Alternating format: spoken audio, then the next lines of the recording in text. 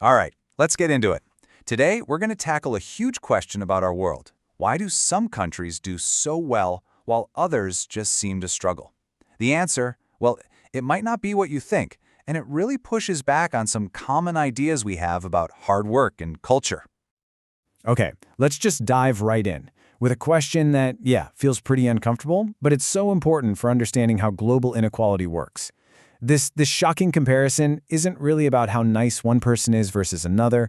It points to a much, much bigger story. So what we're looking at here really are two completely different worlds living side by side on the same planet. And these worlds are shaped by something much deeper than just individual kindness or charity. They're shaped by the very structures of society itself. And yeah, this comparison is jarring, right? But the thing is, it's just a symptom, not the actual disease.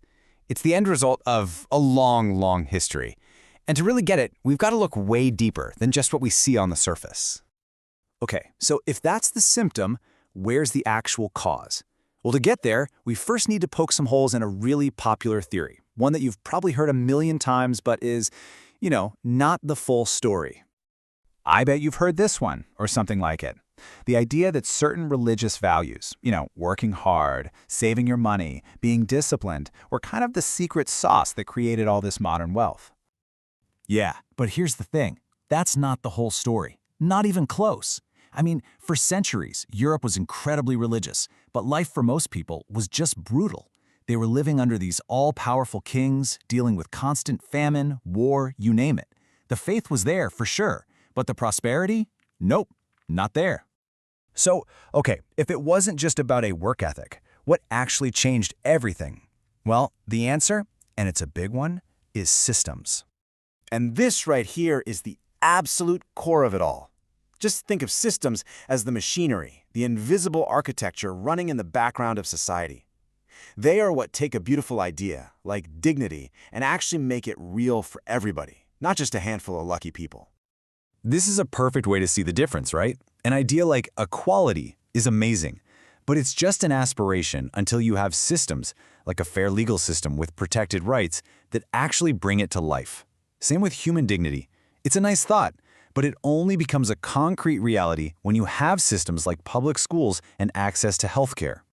And it is so important to get this next part. This is not just a story about the West. History is packed with examples of this. The Islamic Golden Age was able to flourish because it had systems that encouraged science and learning. Ancient innovations in India in math and medicine, they happened because of stable institutions. Chinese dynasties pulled off these mind-blowing engineering projects because they had sophisticated systems of government.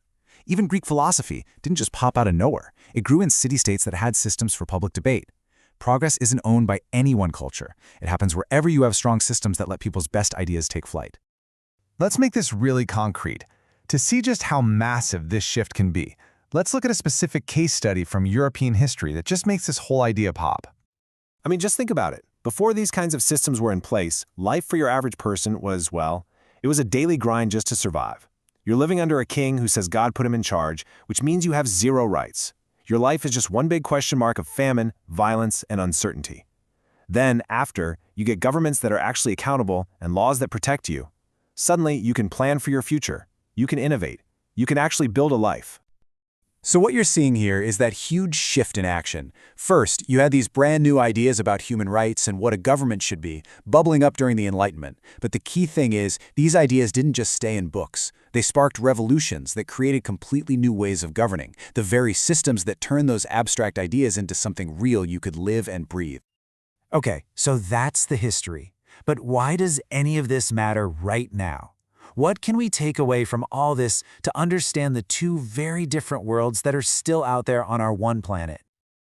So, the takeaway here really splits into two big ideas. For countries that are still developing, the way forward isn't just about getting more aid. It's about the incredibly hard work of building those solid, fair, and effective systems for themselves. And for the developed world, the message is a warning. Don't ever take your systems for granted. They have to be protected, they have to be updated, especially when you're facing huge new challenges like AI and climate change. And this brings us all the way back to where we started, with that question about the dogs and the children. It's not that people in one country are just naturally kinder. It's that when your systems give you security, when they lift that constant crushing weight of just trying to survive, it frees up a surplus of energy, of resources, of just mental bandwidth that allows you to care about things beyond yourself, animals, the planet, and people on the other side of the world. So let's leave it with this final thought. The big, beautiful moral truths that we all believe in, they don't just happen. They take work, hard, deliberate, system-building work to make them real. So the most important question for all of us then is, what ideals do we care about the most, and what systems are we willing to build to make sure they're not just ideals, but a reality for the next generation?